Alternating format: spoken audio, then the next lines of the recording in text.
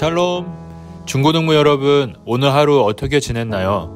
오늘 하루도 여러분에게 주어진 일을 성실히 감당하느라 고생이 많았습니다. 하나님께서 여러분의 오늘 하루를 바라보시며 기뻐하셨을 겁니다.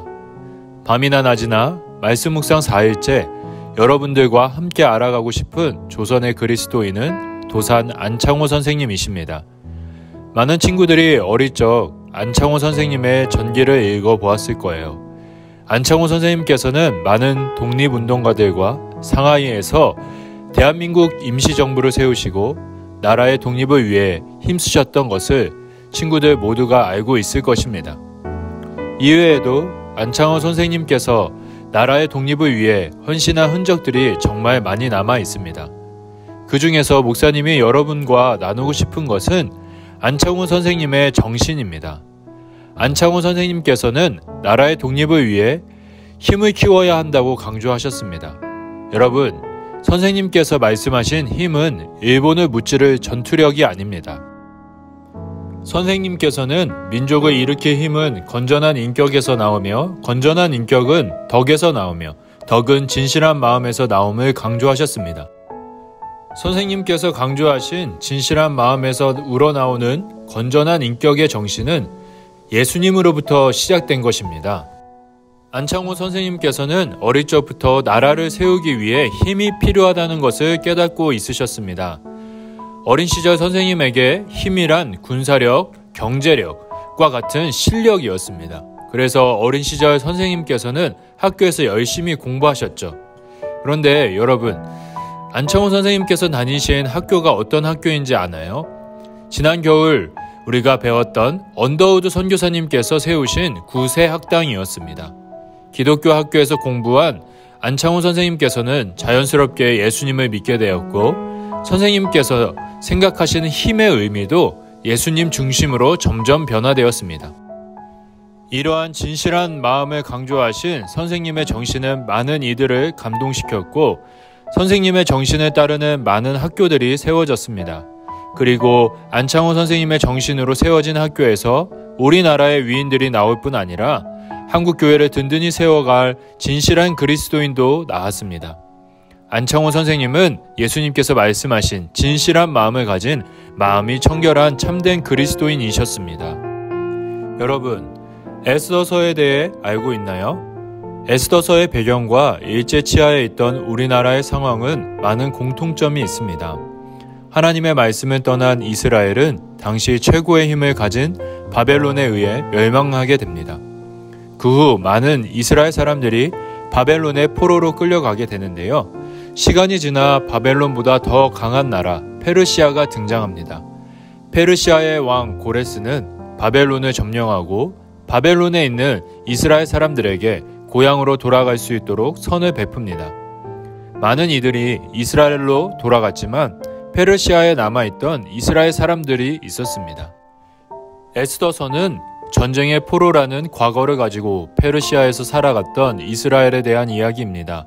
이렇게 강대국에게 나라를 빼앗긴 이스라엘의 역사가 기록된 에스더서는 일제치하를 살아가던 조선의 그리스도인에게 하나님의 마음을 전해주었습니다. 그들이 에스더서를 통해 알아갔던 하나님의 마음이 무엇인지 목사님과 3일 동안 알아가 보도록 하겠습니다. 대궐문에 있는 왕의 모든 신하들이 다 왕의 명령대로 하만에게 꿇어 절하되 모르드게는 꿇지도 아니하고 절하지도 아니하니.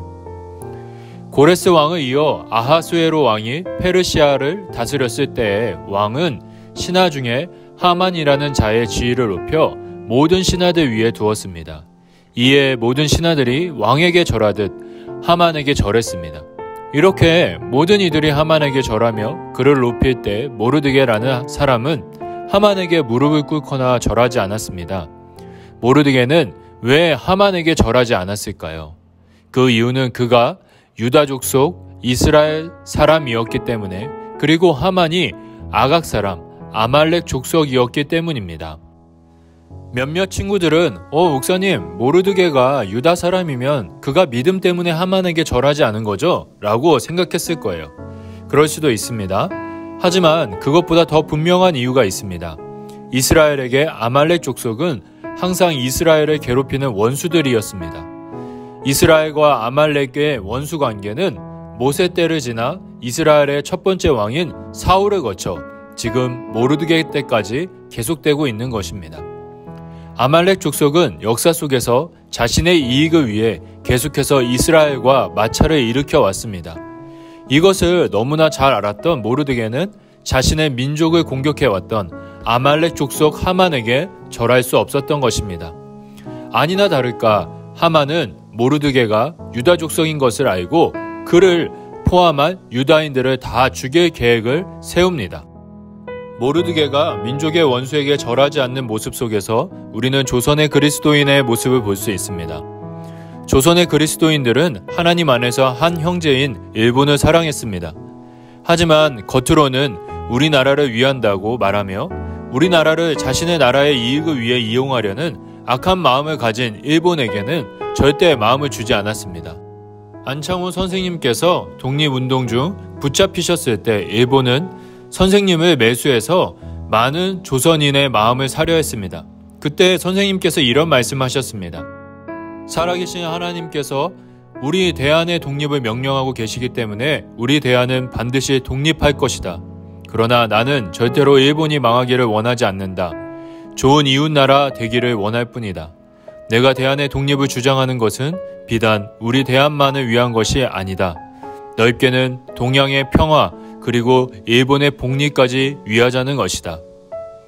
악한 것에 절하지 않고 하나님의 선한 뜻을 바라보는 믿음. 그 믿음이 조선의 그리스도인의 믿음이요 오늘을 살아가는 우리의 믿음이어야 합니다.